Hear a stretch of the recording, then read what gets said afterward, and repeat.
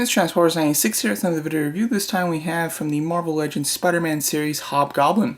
This was my most anticipated figure of the wave. I'm a big Spider-Man villain fan, and Hobgoblin, of course, is a pretty well-known Spider-Man villain, as well as he featured a new mold, which is always very exciting when it comes to Marvel Legends.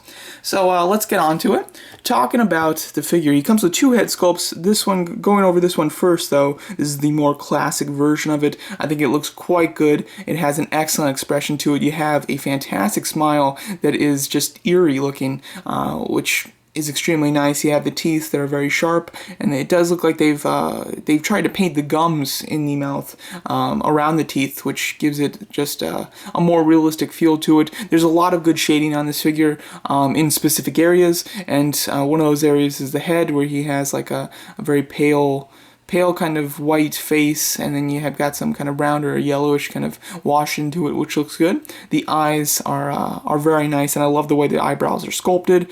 The eyes are red and they're outlined in black, which just makes them pop even more. The hood looks excellent. I love the way that it hangs down from the front, and then the back kind of little tail of it, I think, is done really nicely. I like the way that it's kind of sculpted. Looks like the Green Goblin that's coming out in the next Spider-Man wave has a really nice hood as well, so I am quite happy with that. The cape is looking awesome. I love this cape. I mean, it's just very cool. It's kind of like a short cape, but it has an excellent amount of wrinkles in it, and then I love the fact that it's all torn up at the bottom, as well as how it's painted. It's painted really nicely. It has a base of a kind of light orange, and then it has I would say a really dark orange, or maybe even like a burgundy red that's kind of washed into it, and maybe even a bit of brown or black that's been washed into that as well. So you have some excellent detailing when it comes to this hood, the head, hood, and cape. I think that it's just wonderful. Now the rest of the figure is very odd, because you have that awesome, unique detailing in those areas, and then the rest of the figure is kind of lacking it, which is not, which I don't like too much. I mean, there's excellent detail when it comes to the arms. Any place that has the blue has excellent detail. Like, all of that is sculpted on there. It's sculpted very deeply, so you can really feel it, and it looks wonderful. But the paint, it's a metallic blue, which is really odd. It's a very strange contrast to have the realistic looking cape and everything, and then to have a metallic blue. It doesn't really fit. I would have gone with something a bit more subdued. I do like the metallic blue. I just don't think it fits with the look of this guy. And then the gloves, boots, and torso are done in a plain orange. There's really, I mean, I believe that the boots and gloves, they have some slight paint wash in them, but it's pretty slight, but it does still look good. But then this torso is just completely let down. I really don't see any paint wash in there. It's just a solid bright orange, which I just don't think looks good. I would have really liked to see some wash in the torso. I think that's the main area where this thing disappoints. But it's still quite nice. I mean, where there is some really in-depth paint, it's done very well. So I am happy that at least in some of the areas, it's done very nicely. He does come with a second head, like I mentioned. This head, I'm not quite sure what this is based off of. Like, I've seen it in the comics, but I'm just not sure specifically what it's what happened to him, basically. But he looks very demonish, very almost like a snake-like. Extremely cool. I mean, just the detail in both of these heads is just as good as each other. They're both great. I love the way that the eyebrows are sculpted. The mouth on this one is insane. The teeth are wonderful. Again, they painted the gums to really make the teeth stand out. And then you have more of the kind of slit pupils rather than just the dots in the eyes there, which gives him that snake look. Really nice. I like it a lot. And then, of course, the tongue is sticking out from the side.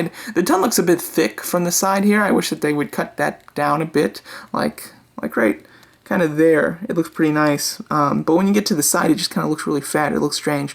But it's still very cool. Really loving this head sculpt a lot. I like to keep him like with the other head on, just because I like the classic looking Hobgoblin a bit better. However, I love the look of this. I think that it's really fantastic, and if you're a fan of this type of look, you're gonna love this sculpt, because it really captures it extremely nicely.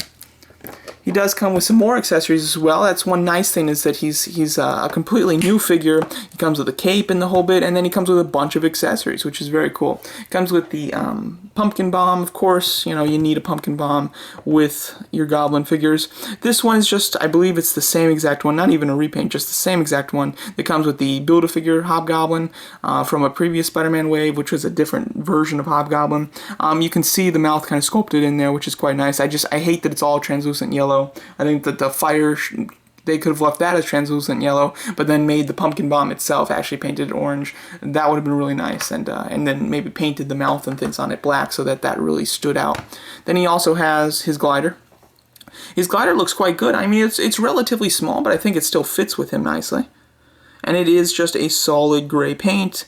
Not too much to it paint-wise, but the sculpt itself is very even. It looks very clean-cut. It looks very manufactured, you know, which obviously it should. So I do like that quite a bit. It would have been nice if maybe it had some kind of a black kind of wash into the rim here to make it look like the exhaust has been shooting out. I also would have loved there to be like a hole there, because like the blast accessories that come with Iron Man, I think that would have been awesome to plug that in there. That would have looked great. And then the front little design is painted really nicely. And as you can see, he just has these hooks there. His feet don't peg in. It's just the hooks, and with his toes that kind of flare up, that kind of is what keeps it locked into place. As you can see, he fits in with it really nicely. You'll need some sort of display stand or a flight stand to get him in some cool flying positions, but he looks really nice on it. It fits well with him, and obviously he needs to come with his glider, so it does look quite good. As a whole, I really like this Hobgoblin figure. I really don't have too many complaints with it. I think in some areas the paint lets it down. However, as a whole, I think that it's an excellent figure. It's a cool character. It's basically an A-class character in the Spider-Man universe. It has a completely new sculpt, which is extremely exciting, and then it comes with a ton of new accessories. I mean, you have the glider, a second head sculpt, and a pumpkin bomb, and he obviously comes with the Build-A-Figure piece as well. So I think out of this wave, you're getting more bang for your buck, the most bang for your buck with this figure, and I think that when you compare it to other waves, this is still a really good figure. I'm quite happy with it, and as a figure, and then I'm quite happy with it as a character as well. So there you go, that's my video review of the Marvel Legends from the Spider-Man series Hobgoblin figure. Let me know what you think of it, and thanks so much for watching.